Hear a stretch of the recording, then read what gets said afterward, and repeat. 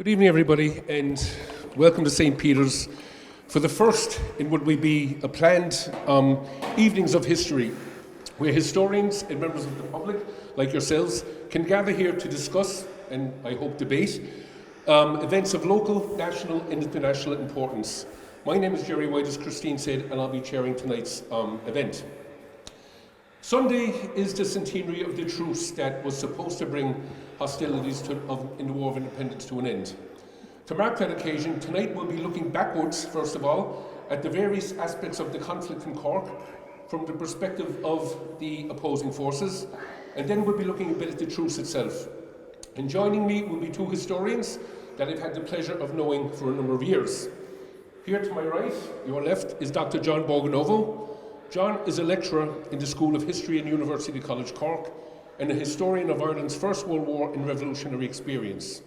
He frequently speaks to local history societies and regional history festivals and regularly appears in the national media. He has published widely, and his books include Spies, Informers and the Anti-Sinn Féin Society, Intelligence War in Cork, 1920 to 1921, and the Battle of Cork, August 1922. He is also the associate editor of the Atlas of the Irish Revolution. Dr. William Sheehan, who I'll be calling Barry, is here to my left. He's also a military historian. He has taught in Mary Immaculate College, UCC in Maynooth, and is currently working with the Open University. In addition, he has been a manager in both the public and private sector. He served in the Irish Army Reserve and is currently a volunteer with the Civil Defence. His books include British Voices from the Irish War of Independence, 1918 to 1921, and A Hard Local War, the British Army and the Guerrilla War in Cork, 1919 to 21. He has also contributed to the Atlas of the Irish Revolution.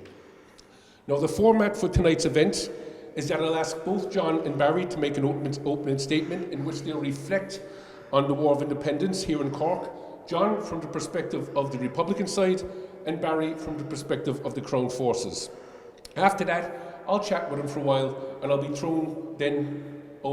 throw the discussion or the debate open to the floor, and I'll welcome all of your questions.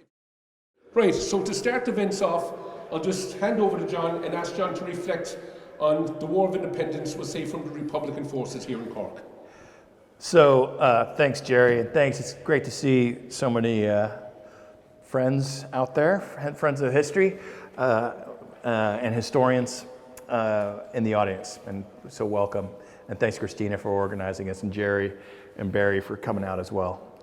So, in terms of Cork, there are a few things that we should think about, not just from a Cork perspective, but also from a national, international perspective.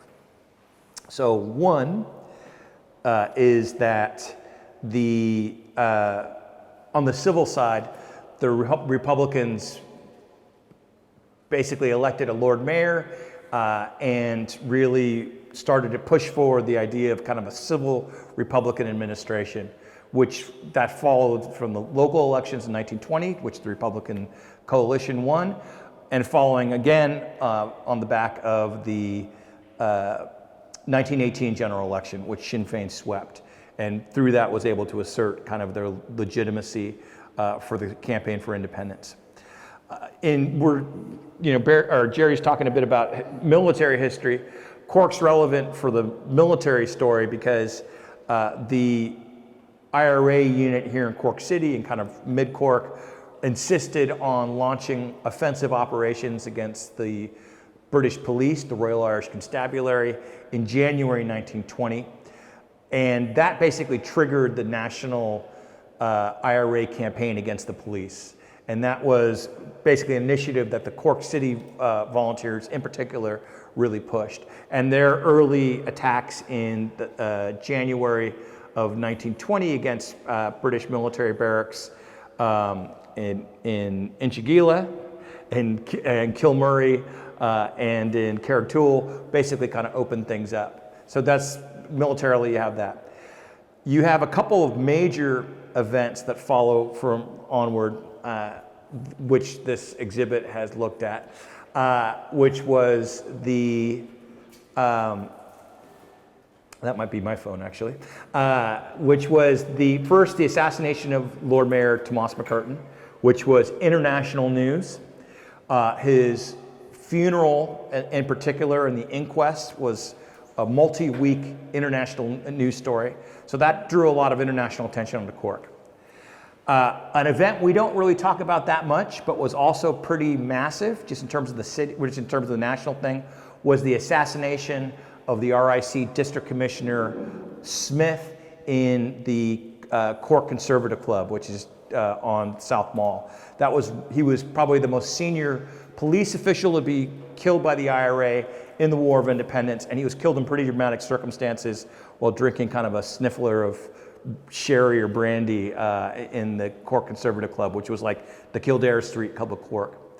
The big global event, though, was the Terence McSweeney hunger strike, which the city has done quite a good job here and at the Crawford, really bringing a lot of attention to and recognizing the global importance of that. And I would say that that's probably the most important Irish event. Maybe you could make an argument, or McSweeney, you could make an argument, is the most important Irish person in the global context of the 20th century, just because he was so widely known. And that event is probably the big major Irish event of the 20th century, I would argue, in terms of just a singular event. And then that followed with another big international story, which was the burning of Cork City. The most striking and the biggest and most costly British reprisal of the War of Independence, which really, again, drew a massive amount of international attention to the city. It really emphasized and highlighted the Crown Force's use of reprisals and collective punishment against the civilian population, which aroused a lot of controversy, not just in Ireland, but also in Britain and also internationally. And that also helped swing international public opinion against this continued British counterinsurgency. And each one of those events kind of cascaded into the next, so that by the end of 1920, Cork City and Cork County was really synonymous with this determined campaign for independence, which had a civil side, a political side, and a military side. And they had really merged into one. And because of that, Cork had basically moved to the vanguard and became a symbol of kind of Republican resistance. And that's maybe where I'll leave it, Chair. Thanks, John. Barry, the campaign from the perspective of the Crown Forces.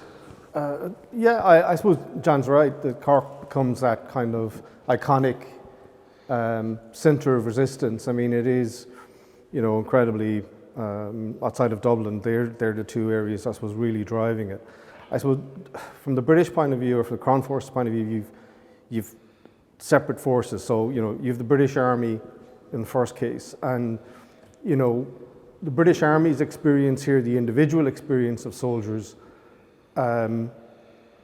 would have been, in many cases, even in the most violent phases, one of routine, right? One of barrack duty, one of board. A lot of them don't engage with the IRA or engage in active operations. What is interesting, I suppose, as well, is that they retain their, if you like, their military social life. So they're having their soccer matches, they're having all of these things. So in many ways, Cork is a strange place for them because they do have that routine, they do have the normalcy of what would have been garrison life in the UK, but it's broken up with acts of incredible violence against them and acts of incredible violence by them. So in many ways, it's a strange world for them at that kind of lower level. I would argue as well that the units in Cork, because of, if you like, the evolution of the IRA in Cork, the Cork military units, the British military units, learn a lot faster than units in other parts of the country because Cork is simply much more violent.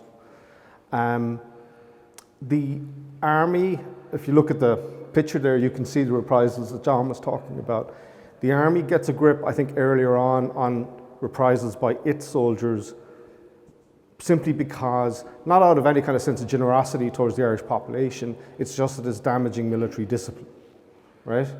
And so, for example, in Mallow, when the 17 Lancers who were involved in the burning, of that town are caught, their court-martial records are in Kew, but they can only be court-martialed they couldn't prove that they were involved in the burning, but they could prove that they left the barracks without leave, they could prove that they took the trucks without leave, and they were prosecuted as well for using the petrol without permission, right? So they're punished, but in a very minor way, given what they were doing. When you transfer over to something like the RIC or the auxiliaries, inevitably with the RIC, because so many of them are Irish themselves, the bitterness that you see later on and the violence you see later on in the Civil War, I would argue is similar, right? It's Irishmen against Irishmen. The auxiliaries are entirely different. They're brought in to be a kind of shock troops and to really kind of hit the IRA, hit the local population. And the concern about discipline in the auxiliaries is really relatively non-existent, such that actually, in fact, their leader Crozier actually resigns because he can't actually control them. And in Dublin, there are members of the auxiliaries who are, involved in the Cairo gang. It's not quite the Cairo gang, but they're actually reporting directly to Lloyd George and Churchill about actually who they're killing in Dublin.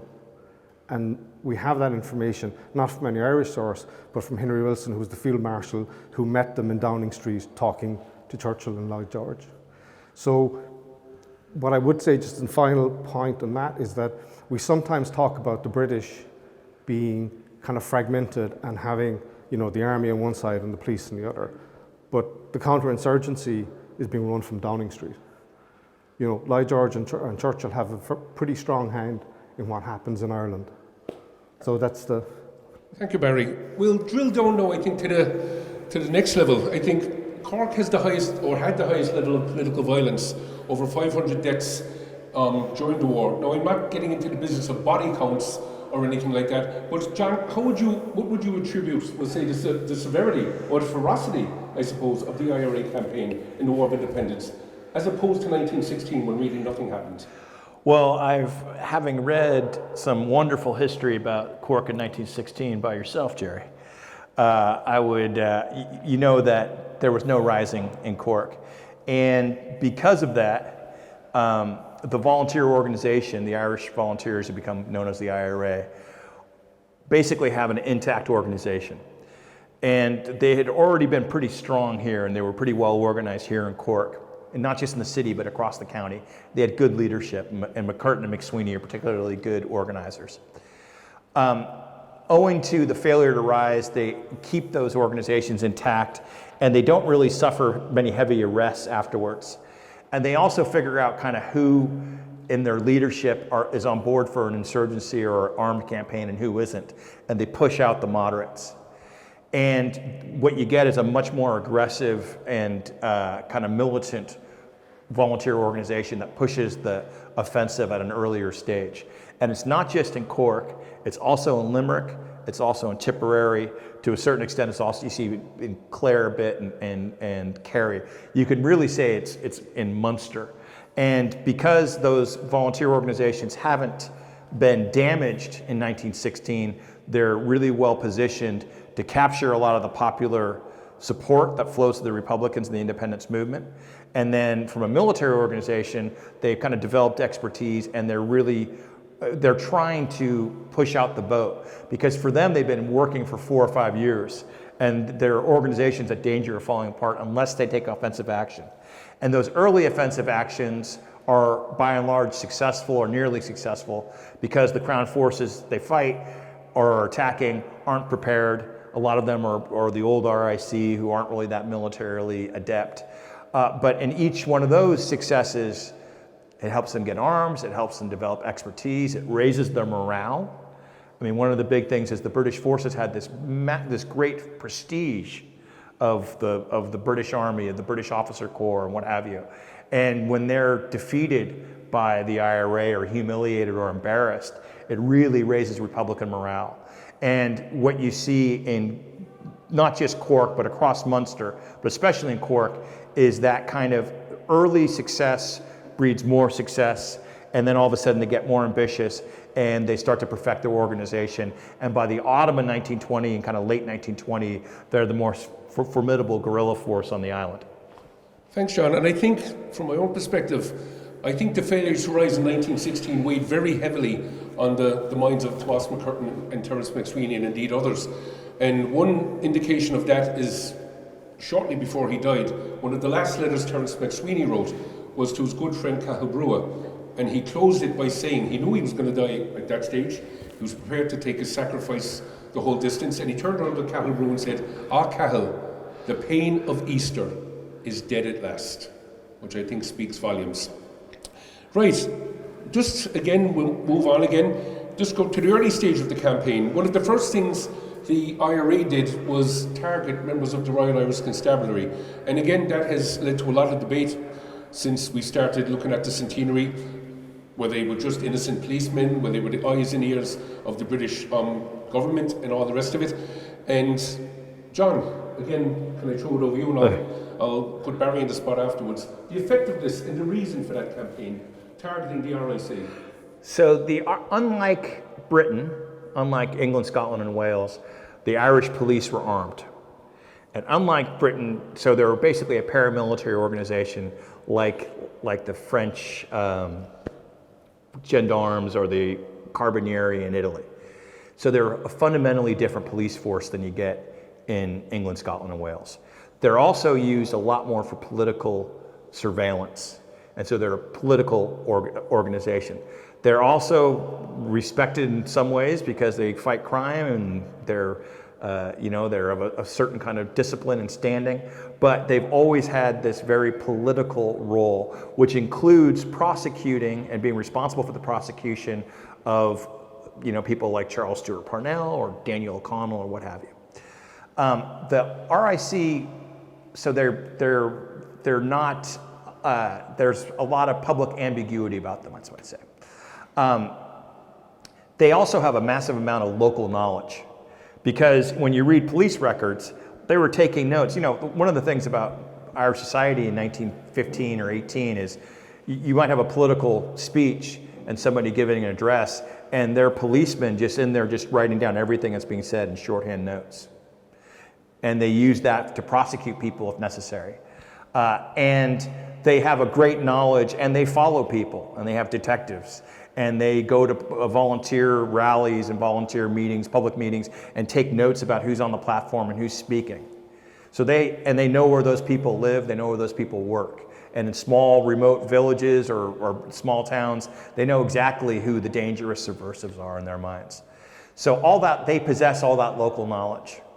And in about 6 months in the first half of 1920, they're subjected to a really rigorous, a substantial armed attack where a number of their stations are burned and a number of them are assassinated and killed and ambushed. They're also subjected to a really rigorous boycott, which is also includes their families. And that is, not just done by the IRA, that's done by Republican sympathizers everywhere. And they're effectively commercially boycotted in a lot of areas. And their morale plummets and their resignations go through the roof. And they're so demoralized and hurt so much by resignations that the British government basically is forced to go recruit reinforcements in Britain. And those become known as the Black and Tans. And with that, those RIC, as the RIC become, basically they move into their barracks, they become much less aggressive, numerous of them just kind of start to stay out of the war. All that local knowledge goes with them, or most of it goes with them. And the people who come in there to, as Barry was saying, conduct this counterinsurgency, British troops, police who are born in Britain and never been to Ireland before, they don't possess that local knowledge. They don't have a geographic knowledge of the places where they're stationed, and they lack a cultural knowledge of what they're seeing, and they lack an identification knowledge of the people who they're up against. And that really kind of cripples them at the outset. And it takes 6-9 months for them to even come close to rebuilding a fraction of that kind of expertise. But by that stage, it's probably the conflict is already set on its course.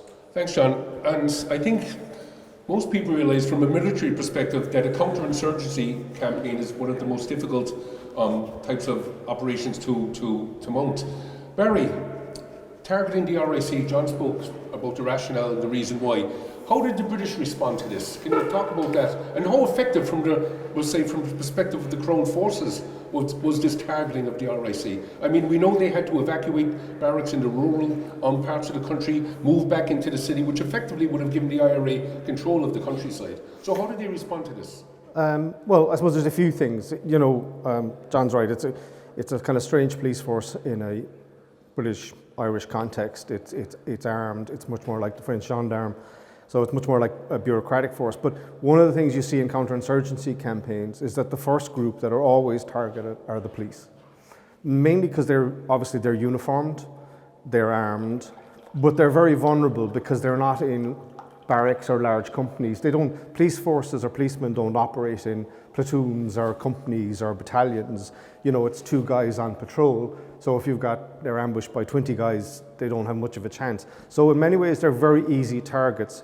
But this happens in all campaigns. The Algerians, when they were, contesting French rule, they targeted the police force. The Vietnamese, the Viet Cong, they targeted the police force. Because you're attacking, well, number one, an easy group, but you are, as John was pointing out, you're kind of humiliating the government forces, right? You're showing they can't protect their own police, and you're, if you like, eroding confidence in the state itself. And you're also denying local intelligence, right? You're reducing the effectiveness of local intelligence gathering. You are forcing people to leave who have knowledge of the locality. So it is an effective strategy, which is why you see it in most insurgencies. You don't want to be a policeman when they kick off, right? Because you're in the line of fire. The only way of actually dealing with it was, number one, if you like, increase recruitment outside of Ireland, although people did join in Ireland during the conflict. The second thing is that you've got to try and, if you like, protect the local sergeants who would have been intelligence sergeants or whatever, and try and bring them into the organization. You recruit experienced intelligence officers from within the military and you bring them over. You establish intelligence sharing centres. One of the things that the IRA is quite bureaucratic, so there's always lots of documents when there's raids. So, you can get the members list, right, and their addresses, so you know who they are. So the IRA is not often very good at its own internal security, right, and it makes itself vulnerable in that sense. But also, you're replacing individuals who are not soldiers and who are not accustomed to being in a firefight with individuals who are soldiers and who are trained to be in a firefight and trained to respond to ambushes. So you're going to up your military performance against insurgents. You can do that, but as John points out, it's all about legitimacy, and it's all about, where that will, does that, because really any insurgency or counterinsurgency is really a fight for the control of the population, right? That's what it's about. And it doesn't necessarily mean that the population suddenly love you. It just means if they're more afraid of the army than they are of the IRA or the IRA of the army, that's what is in people's minds rather than anything else. Thanks, Barry. And I think as we continue here tonight, I think it's important to remember, two things really. One is the 1918 general election gave Sinn Féin an unequivocal mandate. They declared in their election manifesto, which was followed on by the Declaration of Independence when the first Dáil met, that they were going to establish an independent republic by every means at their command. Okay, it didn't precisely state they would go to war, but it could be read. There was an implication that was the case. And when we talk about the War of Independence, I think it's important to remember it was a war. There's been a lot of debate about the morality of shooting RIC men and various other things as well, reprisals and atrocities on both sides. But sadly, when you do unleash dogs of war, a lot of difficult things happen. War is a nasty business. That's why we try so hard, in this day and age anyway, to avoid it. Just moving on, Barry. The whole aspect of British counterinsurgency policy, you spoke a bit about it. Moving on to the reprisals. I mean, shooting the Lord Mayor of Cork dead in front of his pregnant wife and family at 1 o'clock in the morning, allowing his successor to die in hunger strike, and then burning the city, wouldn't really be the way to win the hearts and minds of the people of Cork, would it? So, Yeah, I think that the were they problem. onto a winner or were they on a major loser in that? I see one of the problems, I suppose, is hearts and minds became quite a phrase. And, you know, it came out of the kind of British experience in Malaysia. And, you know, we're so much better at counterinsurgency than anybody else. You know, we can get the population to really like us. Cork didn't. They don't anywhere. It just doesn't, it doesn't work anywhere, right? The reason they win in Malaya is because only 20% of the population support kind of violent action. That's the Chinese population. It's not the Malay population who are the mass majority. We see in Afghanistan after 20 years, you know, there's not that much hearts and minds left behind, right? So, you know, violence, as you pointed out, this is what happens, right? So the issue really is in a counterinsurgency campaign. What you want to do is you want to degrade the capacity of the insurgent to wage the campaign. Part of that is, of course, military. Part of it is targeting groups within the population, not the overall population. So, you know, the British distribute a lot of propaganda to the farming community saying, you know, they're going to nationalize your land. These guys are communists, they're going to take your land. So it's about fragmenting the population and winning over sections of the population to you. And if you like, then that fragmentation takes some of the wind out of the sails of the insurgents, right? So in Afghanistan, it would have been the various different ethnic groups, right? You know, try and get the Uzbeks behind you because the Pashtuns aren't going to be behind you. So yes, there's a lot of violence in terms of Cork. I think the reprisals, they're unofficial in the sense of the RIC thing or the burning of Cork, but you know, they're not something that concern the British government greatly. You know, they're not going to punish the guys here because part of that is about putting the local population under pressure. It's about putting the local IRA under pressure. You know, it's about, if you like, imposing costs on the population, right? And some of the stuff that they do in Cork, they do in Palestine in 36, they do in Palestine, Israel in 47. In fact, some of the laws that the Israelis use at the moment were introduced in the 1930s in Palestine. You know, take burning down people's houses. But they do that in Cork, right? It's about putting pressure on the local population, right? So that they crack. That's what it's about. So it's not about hearts and minds. Well, one thing I think we should bear in mind, Cork City wasn't Palestine or Malaya. It was actually part of the United Kingdom at the time.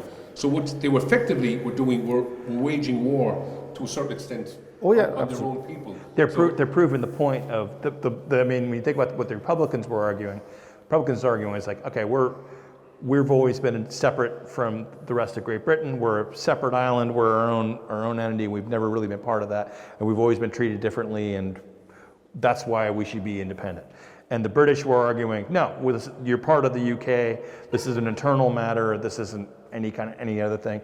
And yet, during this insurgency, they're totally treating them as if they're an occupying force and as if British property rights and British common law doesn't apply in Ireland. And that's what's so counterproductive. Not just, it's counterproductive in terms of trying to win over local support or fragment, as you said, Republican support. It's also hugely damaging internationally and also politically because the Republicans are really able to mobilize propaganda. They document it, then they have cameras out and they're taking statements. And, you know, if the same months that this is going on in Cork or what have you, the British are burning the hell out of Kurdish villages in Iraq, bombing them, strafing them, and, you know, killing all the farm animals and killing men and committing some real atrocities. But that's going on outside of Europe. It's not being covered by media that are on the ground.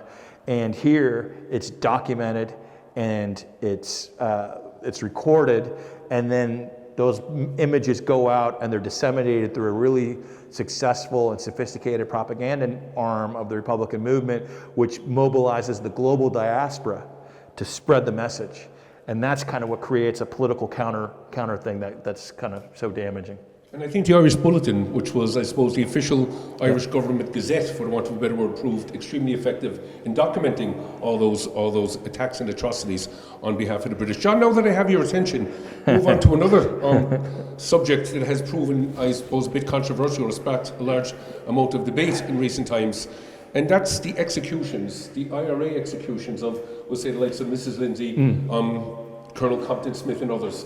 You know, suspected spies and informers and all of that. Yeah. There's been a lot of discussion in media and in newspapers and other places about all of this. Do you say something about that campaign? Yeah, I mean, in terms of the overall numbers, I think it's 200, does that sound right? 200 civilian suspects are killed by the IRA in the War of Independence, and I think like 80 or 90 are killed in Cork, yeah. and I think Cork City has probably more than any other county. So here in the city, about 26 or 27 people are killed by the IRA as civilian suspects. So what's going on? So there's been a lot of speculation about that by historians. It's really heavily contested. What you'd say is, first of all, the conflict here is a hell of a lot more violent. So there's more of everything getting killed here. There's more Crown forces getting killed. There's more civilians being killed by the Crown forces. There's more IRA being killed by the Crown forces. All the levels of killing are way up. So that's part of it. The IRA here have a really sophisticated organization, and they really prioritize information gathering, and they build up an elaborate information gathering network, and they're bringing in, and that basically is yielding a lot of suspects, not all of whom are guilty. But what I would say from my own research and whatever, what I would say is that there is no indication that the IRA was, or I would argue that there's really no indication that the IRA was shooting suspected informers because of their religious affiliation, because they were sectarian. And Barry and I would probably disagree. I don't think they're actually shooting. They shoot a lot of ex-soldiers. I don't really think they're shooting them as ex-soldiers. I think they're shooting them because they think that they're providing information. I would say that some of the people who were shot are guilty. Some aren't. And what I would say though is the IRA thought the people they were shooting were providing information to the Crown forces.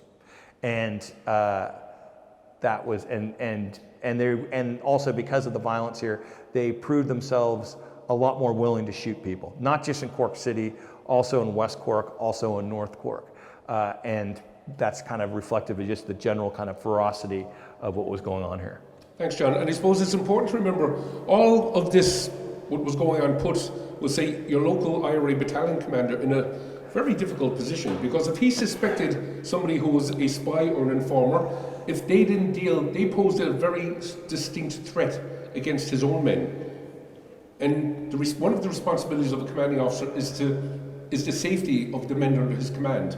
So I mean, if he identified a threat, the most natural thing to do is eliminate it. Now that might sound very harsh, but again, I refer to my earlier statement. There was a war going on. Barry, would you want to dispute? Yeah, I mean, I don't disagree with John. I don't think that there's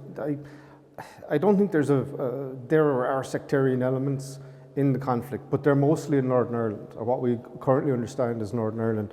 So there's not, I don't think, a lot of sectarian killing in the south. There's obviously, there's probably a few, but there's as many probably related to old disputes on land and other things. But I suppose I go back to the point I made about population control.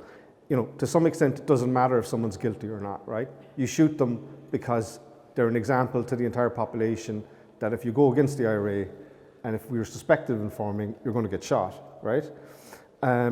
There's a certain class element in the people who are shot in Cork. Like there are people who are providing information that are, you would say, upper class or whatever, who are priests who don't get shot. There are their own officers who are providing information. There's a lot, actually, again, going back to the IRA probably needed to be a lot better at securing their own information network sometimes than they were. So information does start to flow into the British, but it's impossible for the IRA to nearly identify everyone. And just as one point, there are people who were shot I think in Leinster for giving the locations of arms dumps, right? I don't know how these individuals would know the location of an arms dump anyway, but how the British found them was through aerial reconnaissance photography, right? They took pictures of the mountainscapes, and using their expertise from identifying German gun positions in World War I, they were able to identify the disturbed dirt and find the arms dumps. So sometimes, unfortunately, people are shot that, they couldn't have known, But the point going back is it comes down to control of the population, right? And both sides are doing it, right? And that's why there are reprisals like the one we see there. But going back to your point, Jerry, of course it's a conflict. So if you feel someone is actually informing and going to compromise the lives of your men, of course you're going to deal with them. I mean, this is a natural, unfortunate part of conflict. Now that I have you, Barry, just another episode in the story here in Cork that has caused a lot of debates over the years, verbal and written. The Kilmichael ambush. I'm not going to go through it, we could be here all night talking about it, but does the whole story of the false surrender really matter? Or is the whole story of Kilmichael, its impact, the impact of the defeat of the auxiliaries, the impact of the aftermath, the introduction of martial law, etc.? Yeah, I suppose if you take Kilmichael and a few things, I suppose I don't really believe the British government was that concerned that they lost X amount of men in Kilmichael, right? Because these are people who lost 50,000 in the, individual soldiers' lives are not that important to governments. It was an embarrassment, and they had to do something because it gets huge media coverage, and so, but I think as well that it's in the conflict. There's action and reaction, right, all the way up to the truce. There's things happening that, I don't know if we know the full reason why things happened, because Cope was in Ireland at that point and there was kind of negotiations going on. The false surrender story, I've always felt that, 2 or 3 of the auxiliaries tried to surrender. It was probably a reasonable choice because the IRA weren't at that point shooting individuals, and you could have 2 or 3 diehards who opened fire. Exactly. Right? It doesn't necessarily mean that there was a false surrender. It could have been that one guy or some group of them were sincerely surrendering, and another group were diehards, right? And so, I think that's my personal take on what happened on the day, but it's just a take, you know what I mean? And we'll never really know what happened on the day, but to me, the way I've just said it there, I think that makes sense to me, right? That, and yourself, there's always headbangers in some of the military. Well, that's like that. That's supposed to be the most dangerous. The most dangerous thing is supposed to be, isn't it? You guys are military guys. The most dangerous thing is always supposed to be surrendering. Yeah. Because everyone's all keyed up and Adrenaline is going, the heart is pumping, and all the rest of it. But I think the biggest impact from the Kilmichael was a great morale booster for the Republican movement. The myth of the invincibility or whatever of the auxiliaries had been effectively shattered. And of course it led to the introduction of martial law here in Cork and in the south of the country. Moving along, who won the war? Or was there a winner? And if there was a winner, what yardstick would you use to judge that victory? You or me? You're looking at me. I suppose I come at this. I know General Strickland in his diary said before he left, a couple of more months and we had him beat. But was there a military solution? I think there's a few British officers who were more confident than that. I think it depends on. I look at this primarily, I suppose, through the lens of being a military historian and through counterinsurgency. So, for me, the truce doesn't represent an end to the conflict. The negotiations and the politics that happen after that are as much part of the British counterinsurgency as anything else. I do think, based on what I've looked in the archives, and John probably will disagree, I think they had, if you like, the British had degraded the capacity of the IRA to do certain things, right? I don't believe, and I know a lot of people come out and it's in all the literature, that there was a stalemate. I don't believe there was a stalemate. The British were continuing to refine their tactics. The IRA were continuing to refine their tactics. We have to find another reason, and I think both sides want a negotiated solution for a variety of reasons. Because it's politically problematic for the British, because they have so many problems internationally. They may be at war with Turkey soon. So there's a lot of things that are going on for them. The Republican movement don't want a possible victory to slip away. So there's motivations on both sides.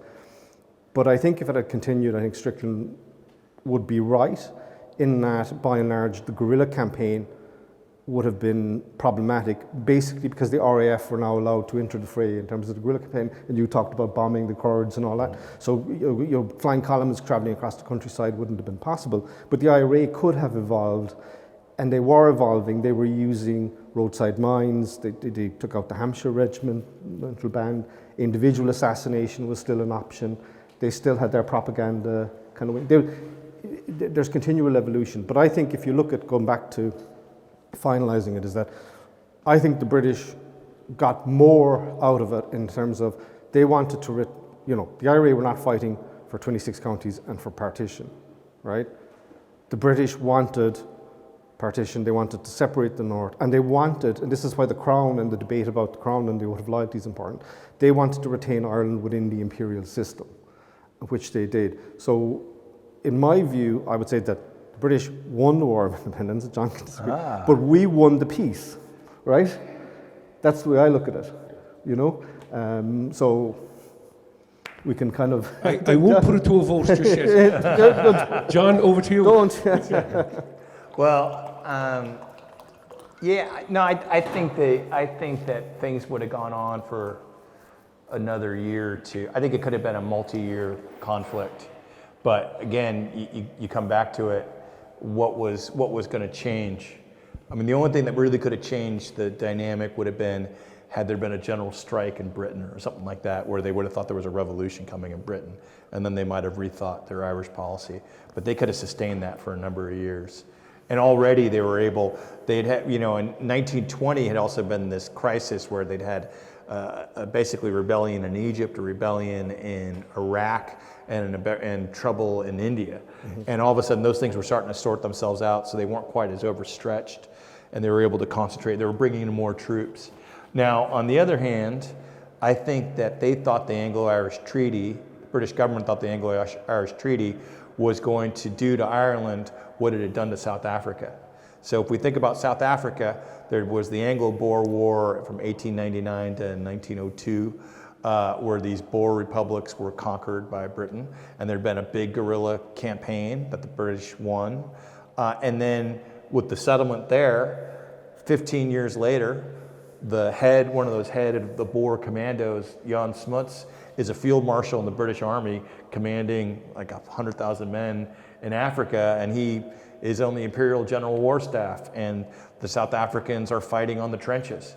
I think that's the solution. I think that's what they thought was going to happen with the Irish Free State. Mm-hmm. But I think that the conflict going the way it did and extending the way it did, it so poisoned the well that it made the kind of the eventual kind of sovereignty and departure from, if not legally, mentally, the departure from the empire under Fianna Fáil in the late 30s much more possible. Yeah, just before we throw it open to yourselves out there, just the factors that led up to the truce. You'd hear a lot of various things going on. Was the timing of the Northern Ireland Parliament part of it? Was Cope's visit? Collins? Did Collins realise that the IRA only had enough ammunition? You have all of these things going around for another 6 weeks, I think he was saying. What were the key factors that actually led both sides really to negotiate a truce? Barry?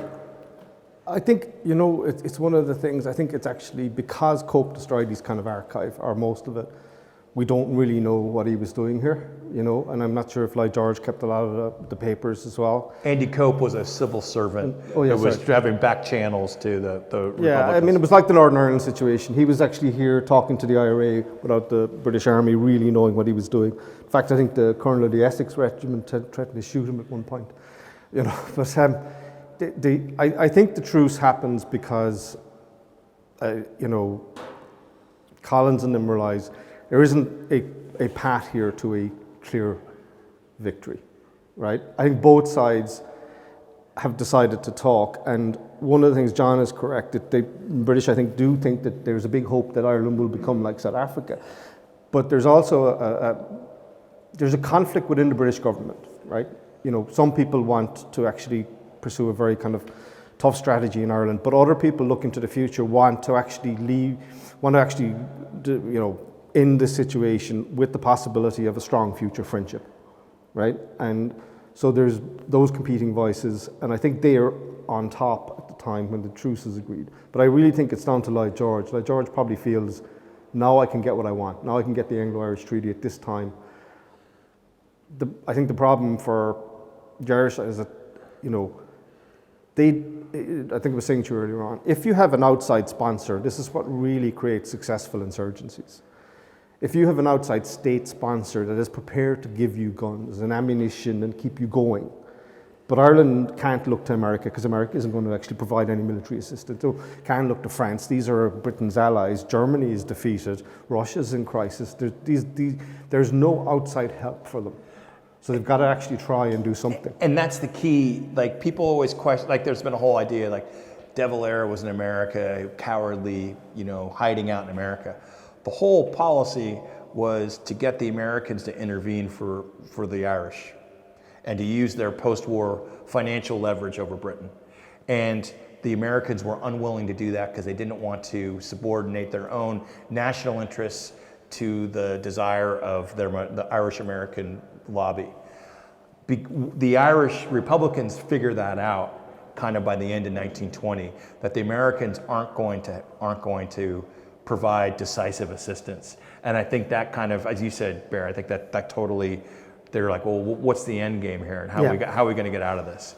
Yeah. And the whole timing of the opening of the Northern Ireland Parliament, effectively the establishment of the Northern Ireland State and copper fastening partition, I think there was something there that under the terms of the Government of Ireland Act, if the Parliament wasn't opened by some date in July, it would lead to direct rule from the UK or from Westminster, I suppose. So I suppose the establishment of Northern Ireland was probably another key aim of the British government. Yeah, and that's like their fallback position. Yeah. Yeah. So that would have been. And that copper fastenings partition, but also, you know, if you read the Northern Ireland papers, you know, and their relationship with the British government, that's not really a very healthy or good one either. You know, the British government keeps them on a very short leash, and they'd like to do a lot more in terms of unleashing the Ulster Special Constabulary, but they're not allowed, you know, because again, until they have, if you like, peace secured as far as they're concerned, they do keep Northern Ireland on a very short leash, or at least the Craig government there, you know, because they're afraid that they'll actually engage in kind of sectarian violence and then open up the entire conflict and make it worse, because that's one of the British kind of real fears, that Ireland will explode into sectarian violence. And you think about it too, it's like you were having that sectarian violence like in Greece and Turkey, Yeah, and the Balkan, right, and the Baltics, yeah. Yeah, and that's kind of the doomsday. The doomsday doomsday scenario, scenario isn't another year of roadside ambushes in West Cork. The doomsday scenario is full-on sectarian civil war where the Southern Protestants are expelled and the Northern Catholics are expelled, right? Yeah, that's the nightmare scenario for the British government. Right, gents, I think hopefully now we've given you all plenty of food for thought, and I'll just throw it open to the audience here, because one thing I'm well known is that Cork people love their history and are quite forceful in expressing their opinion. So would anybody like to start off by asking a few questions or offering an opinion to any of the two speakers here? Don't be shy now, folks. So. Through the chair. In the aftermath of the consequences of the truce and in the aftermath of the immediate aftermath of the treaty, what was the state of play of law and order? I mean, we had the Dáil courts going on and were very successful and did continue after the truce. I don't know exactly when they pitted out, but I think in particular of McLean and Cole, when they hijacked the opener in Naft, and he was invited in, was it to the Admiralty or some British officer home, and did he know anything about it? And he said no, he just went home. So basically saying, what was the state of play of general law and order? And up until when, or just?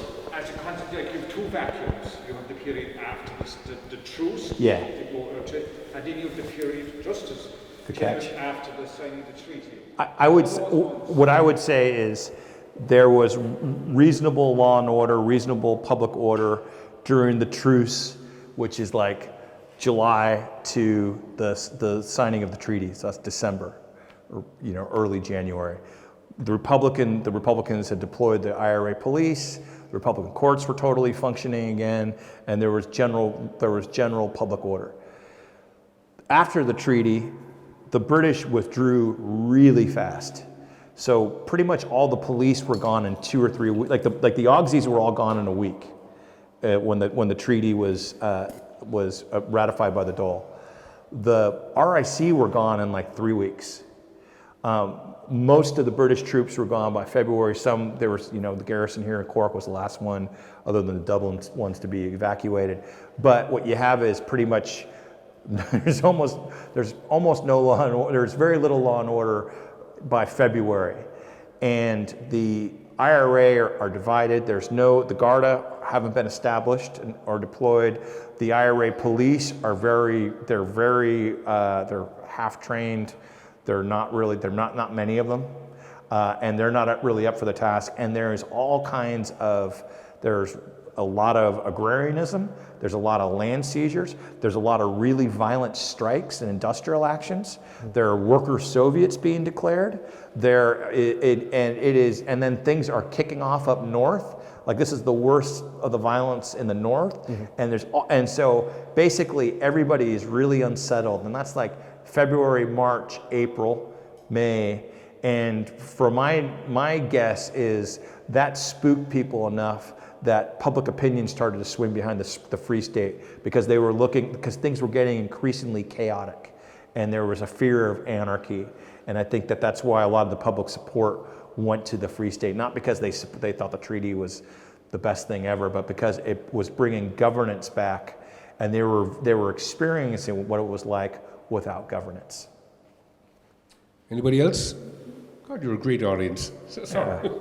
Yeah, just something that John brought up, which is this kind of split between us being part of the United Kingdom while behaving in a manner that suggests you don't really believe that by burning Cork. And do we know anything in general about the Crown Forces' philosophy or thoughts on this? Like, did they feel they were occupying another country or policing their own country? Well, Barry has a great book called British Voices, which is all these first-hand accounts of British people British officers who are here. So I'm sure he would speak about that. What I would say is, like, a lot of the people who came in, they were like, weren't Irish. They didn't have Irish experience. They had they weren't necessarily that anti-Irish. They were kind of anti-Catholic. A lot of them were. So they assumed that. They were kind of shocked when priests came out against the IRA, and people just didn't follow. They just assumed that all Catholics always followed what the bishop said, and that was kind of a big news to them that wasn't necessarily the case. They also were.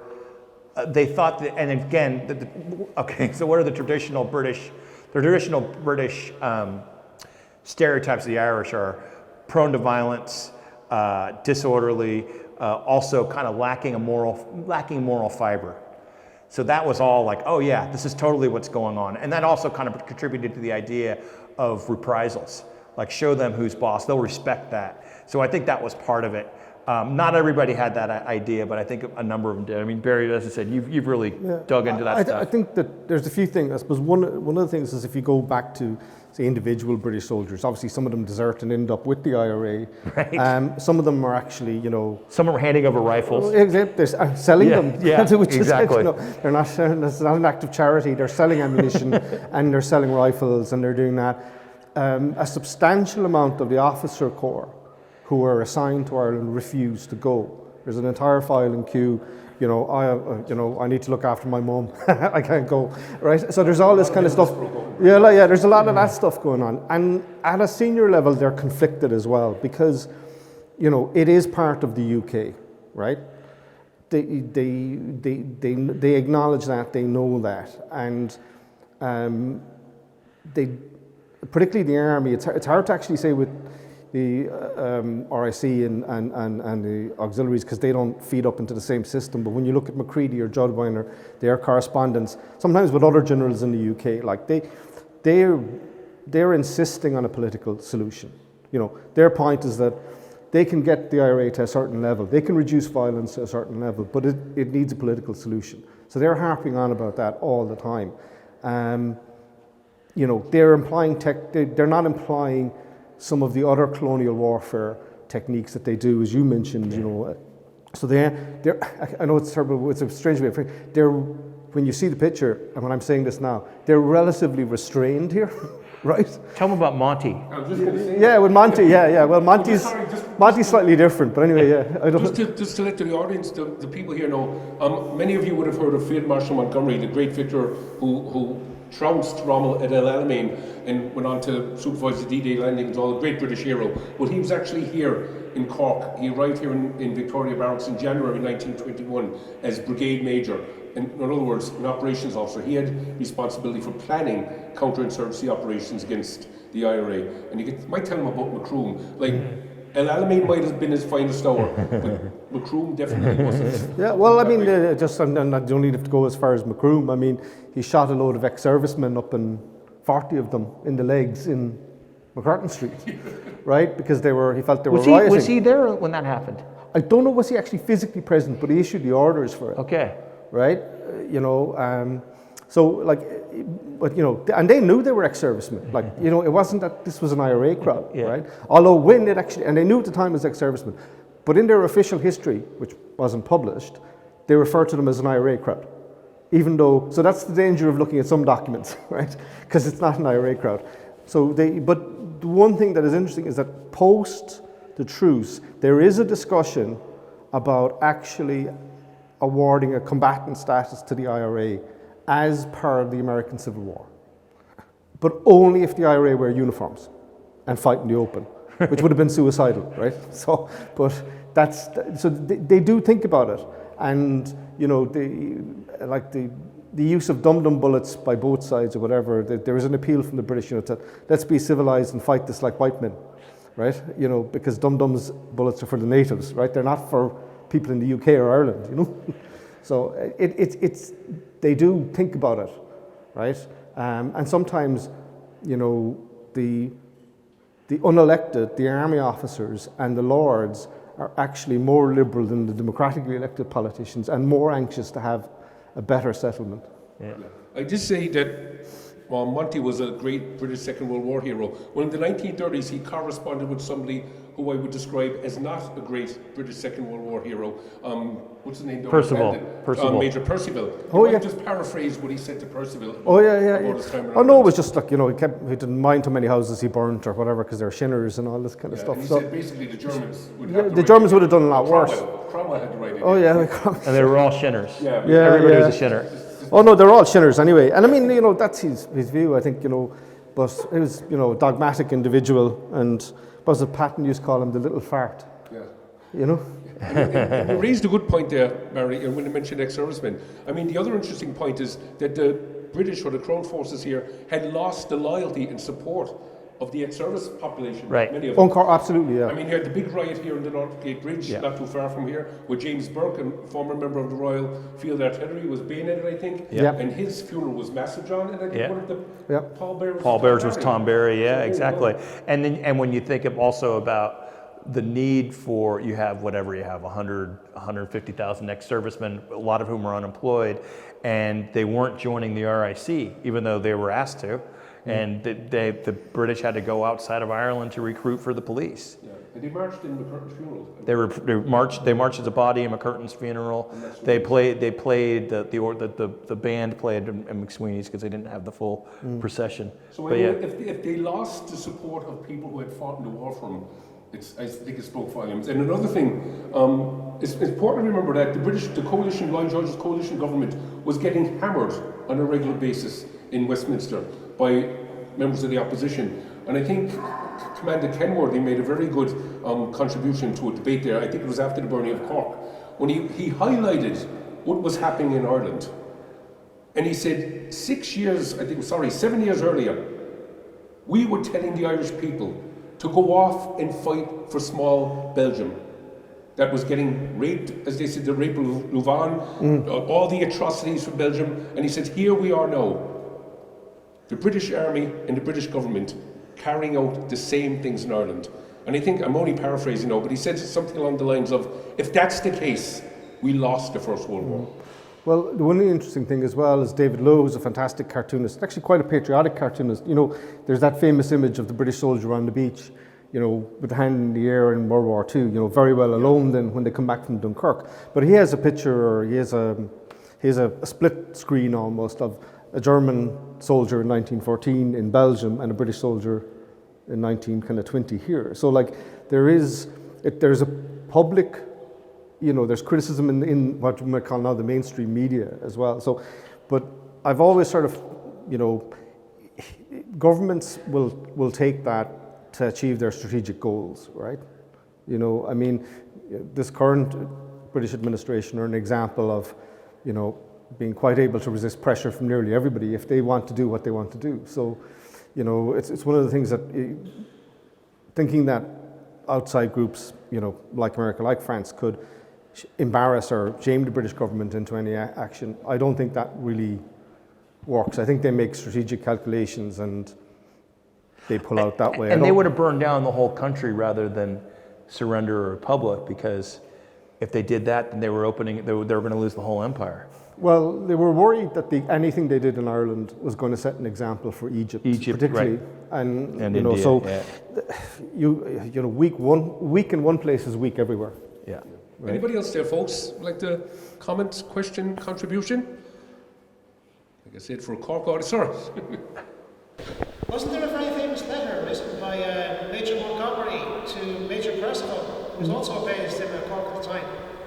Yeah. That's a Barry's book. It was post. It was post the. Percival was thinking tactically, whereas Montgomery was taking the long view. Yeah, I mean. I think Percival was instructing the staff college, and he wrote something. Yeah, I mean, it was an instruction it was a correspondence much later in the 30s, where they were trying to actually share their recollections of Ireland, and I suppose Montgomery's letter to Percival is, you know, as I said, that he didn't really mind about the houses they were burning. He didn't really mind who they were shooting, because I mean, it comes back to what I was talking about. I mean, the critical in counterinsurgency is population control. Whoever controls the population is going to, you know, out in the conflict. So the idea is that, you know, if you, like in Middleton, you know, one of the official reprisals, wasn't it? It wasn't the first one. So, you know, if you burn down the home, and they burned down Michael Collins' family home as well, you're showing the population that the senior members of the IRA leadership can't protect their family homes, right? So it's about both sides. Like, the part of this is also theatre, right? You know, it's for public consumption. You're not burning down the home just as a punishment.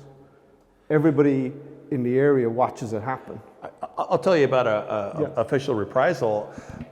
You had a pretty a prominent Munster rugby player, Detective Malif, who was shot coming out of a Munster-Leinster game at the Mardyke, and he was shot on the steps, or from the steps of, or right in front of the courthouse in Washington Street, and he was badly wounded. And there was an official reprisal on that corner of Washington Street, so across the way, and basically the British cordoned off that street, and they went to about 3 or 4 houses. One of them was Pat Higgins' brother's place, and he was a Sinn Féin alderman. But the other ones were like, they were Italian ice cream place. It was yeah,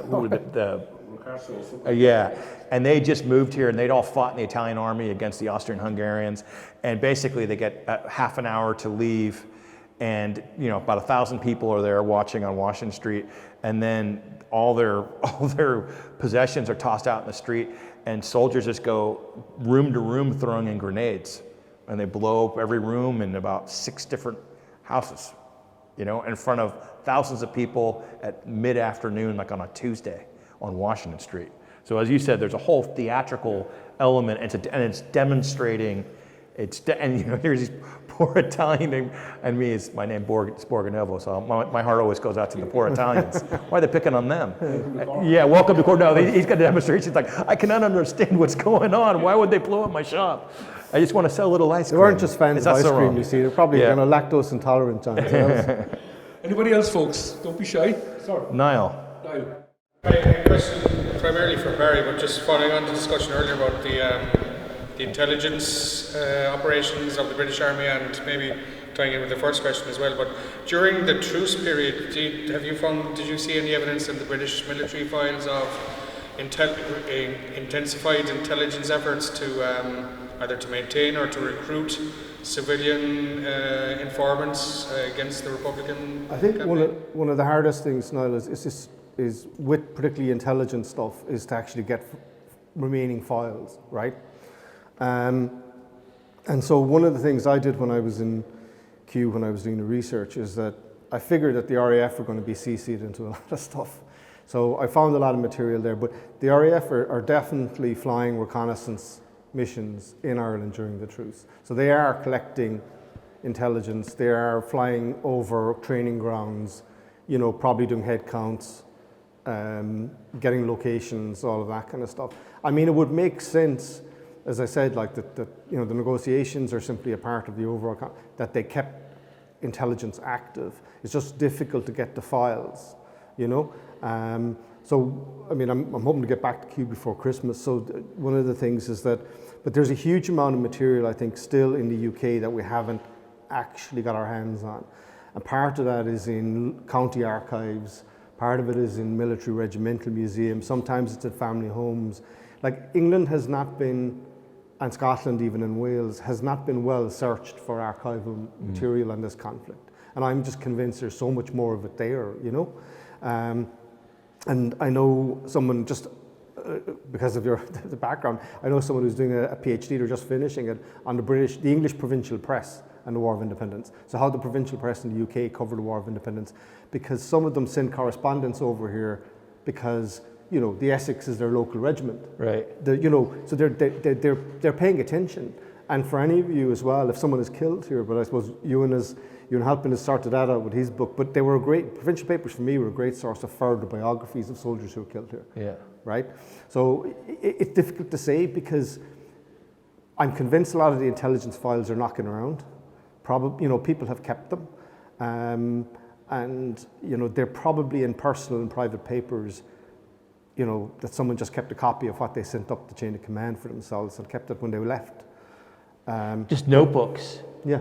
Just bloody notebooks, you know? Yeah, and I'm convinced there's stuff there, but it's and again, you know, there's as much as the War of Independence has been written about, and as much as you know, we've discussed a lot of stuff here tonight. There's still so much to do, isn't there? Yeah, like, there's absolutely. still so much to do in it, and you know, I haven't seen even, you know, like the Irish Republican Police that we were talking about. Yeah. They deserve a lot more of attention Yeah. than they get, you know, in the research side of things, because, you know, they're actually a very important contribution to the legitimacy of the Republican movement at local level, right? As much as the courts, you know? Yeah. And I do think it's important that we remember that Sinn Féin literally did an outstanding job of establishing an alternative government.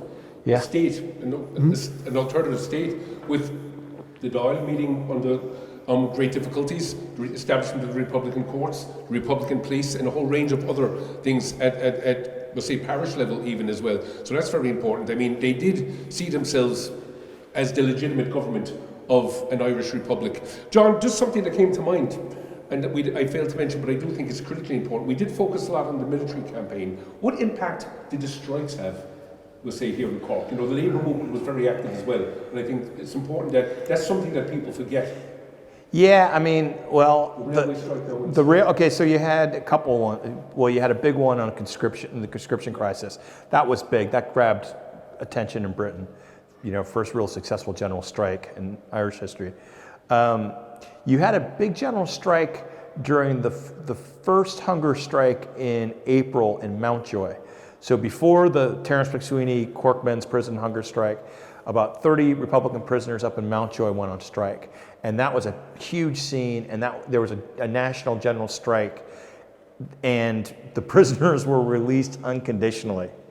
And that really, like the British officials thought that this was like the end, this was going to be the end. Like the RIC would collapse and the army would go home because, you know, that kind of lack of moral fiber being demonstrated. And so that strike was really key.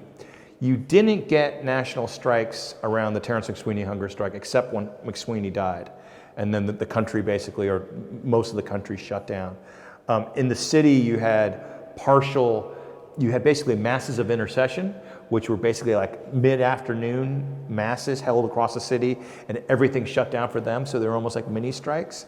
And you have a munitions strike where basically dockers went and unload ships bringing in supplies to the British Army, and the train drivers went and carry trains. The problem there was that it wasn't basically the strikers, the train workers were getting replaced, and they were being allowed in, and people weren't there wasn't a concerted trade union effort to keep that strike going, and so it collapsed after 6 months. But that scared the hell out of the British as well. And as I mentioned previously, though, a kind of a key thing was that the British trade unions didn't come in. The British trade unions were a lot more concerned about British workers helping send supplies to attack the British Army going into Russia to fight the Bolsheviks than they were about the British Army coming over here to fight Ireland. And had the British labor movement gotten involved in a big way and maybe had a general strike, then you might have seen something, but that never happened. So, yeah. Anybody else, folks? Right, sorry, Pat. The issue of the 1918 election and the subsequent two elections, because I think there were seminal moments in the history of Ireland and the Irish people. They declared themselves democratically, and I think that was one of the most seminal moments in the history of our people. Absolutely. I want to ask Barry a question. My grandmother Barry used to say that the world went mad in 1914, and it has never been the same since. She claimed that if there was no war in 1914 and 18, there would be no Russian Revolution, there would be no Hitler, there would be no Israel, and there wouldn't have been a 1916 rising.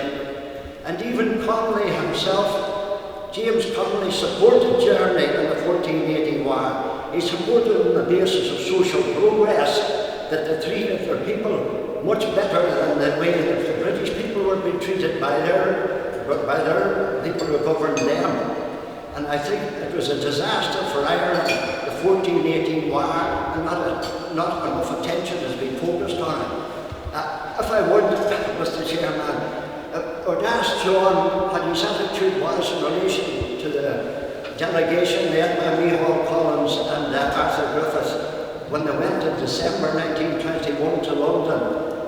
John, they were under a mandate from the Dáil to report back to the Dáil before they would sign any agreement. Now, I understand that Lloyd George put it up to them, sign or else there will be immediate and terrible war.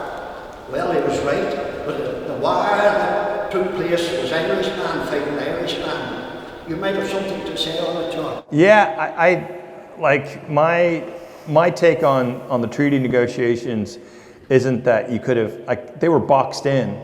I don't know what else they were gonna get out of those negotiations, except that I think the whole idea was De Valera's whole idea was to create a crisis, and then De Valera would go over there and push for external association rather than a dominion status and maybe get it. But Collins and Griffith decided that was the best deal they were going to get.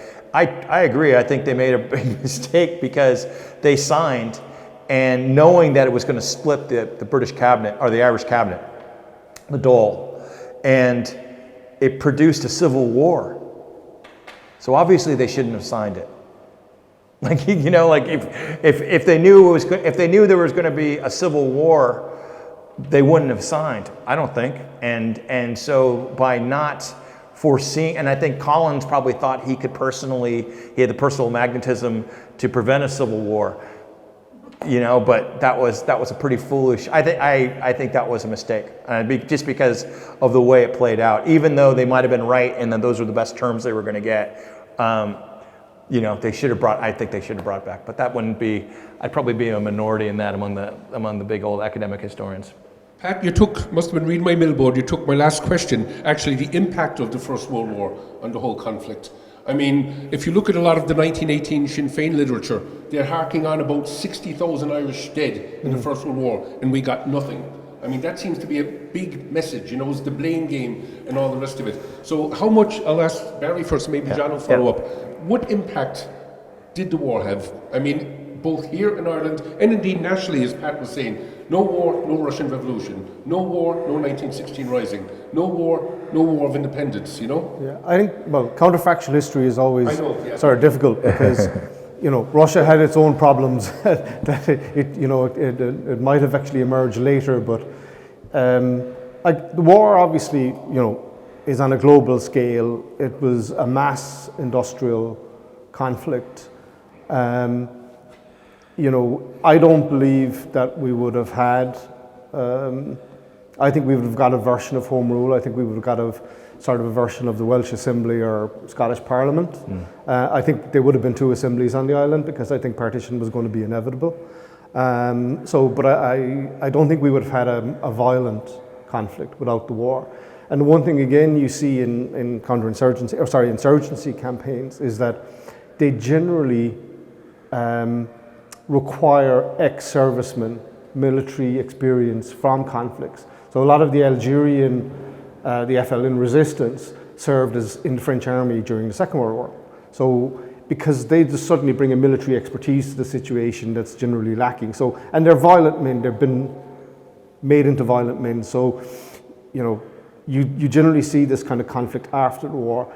But as John said, nothing like what was happening in Eastern Europe. I mean, in the Baltics with the Free Corps, there was a story like one German officer there, he just walks into a room, there's a woman there, and he just gives them a knife and said, "You better cut your throats because my men are coming." And cutting your throats is preferable to landing into the hands of my troops, right? So again, the level of violence in the conflict, I know it's violent from what we look at, but when you look at comparable conflicts of the period, it's not as violent,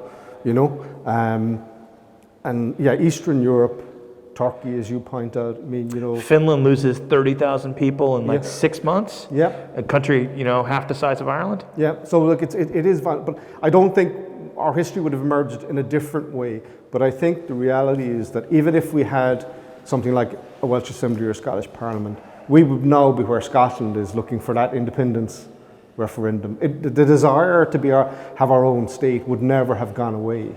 I don't believe, you know what I mean? It would just be a different pathway to it, longer pathway maybe. John, the impact of the war? Yeah, I mean, just talking about Finland, the only two combatant people in Europe, like basically people who were at war in the First World War who weren't conscripted, basically was the Irish and the Finns, because they were, from the outset, there was such a deep public opposition to, there was war service and a lot of people served, but there was also a recognition that Irish people just would not be conscripted in a way that there wasn't in the rest of the UK. And that tells you something, and again, the Finns are kind of something similar. It tells you just kind of the depth of their feeling. And I think the conscription crisis in a lot of ways was as important or more important than the Easter Rising. Because what that really affirmed was that there wasn't really democracy in the country. There's absolutely no way you could say that Irish people accepted conscription. They were absolutely publicly, there were all shades of opinion. Every elected public official, everybody, the church, the trade unions, everybody, and especially across what's going to become the Irish Free State. Absolutely overwhelming. And the British government says, doesn't matter. We're conscripting you and we're sending you to the front. And I think that basically, there was a kind of a flip the switch. And that was like, we're never going to get a fair shake. And then, as you said, Jer, too, everybody else, the Yugoslavs, the Poles, the Czechs, the Slovaks, the Finns, the Latvians, everybody's getting, the Hungarians. And so now's our chance, and everything lined up for that. Yeah. I think you're right. I think the conscription crisis was huge because you need, in in an insurgency, you need a rallying moment. 1916 isn't really the rallying moment because it doesn't actually rally the whole population. Right. Right? So you need that incident to actually turn what is, maybe a campaign, a low-level campaign of violence into a full-blown insurgency. You know what I mean? And that's what happens. And really, I won't talk too much longer. But even the other thing about, like, you just think about the mentality, like, the Irish nationalists were so fired up after the conscription crisis. They were super fired up.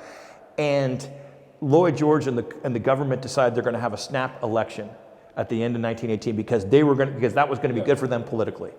Kind of like a certain Brexit that was held. That was good for that. That was considered good for that political government, even though it basically wanted to do it produce an absolute mandate for Sinn Féin to sweep the election and basically to declare their own independence. So let's like that kind of idea of not even having that Ireland doesn't even factor into what these folks were thinking, what Lloyd George or Winston Churchill, these people were thinking.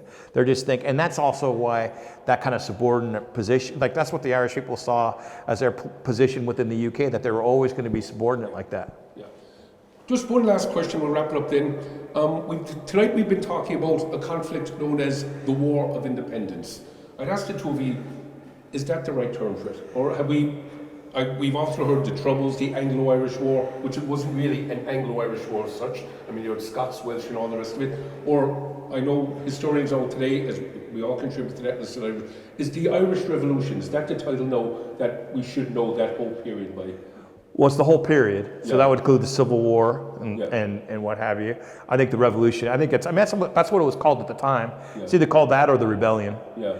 I mean, the people of the time called it the Tan War. Yes. Yeah. And that was a 10. Yeah, well, and that was also a mentality. It was also like that was an us versus them. Yeah. That kind of got rid of the idea that there were also Irish people in the RIC. But it was overwhelmingly non-Irish people they were fighting. So that makes. I mean, I wouldn't say bring back the Tan War, but no, I think the War of Independence makes sense. Yeah. Yeah, I think the War of Independence makes sense. I find it, I suppose, difficult to call it a revolution. I know what John is saying because it is not really accompanied by political or social change. And what I mean for change is that we get a very conservative Ireland post this, in the Free State period. So it for me, revolution is sudden, massive. So like the French Revolution. We see sudden, massive change, but I'm not opposed to the common use of it either. It's just such a hard, because Ireland for me during the period is multiple conflicts that are interwoven, right?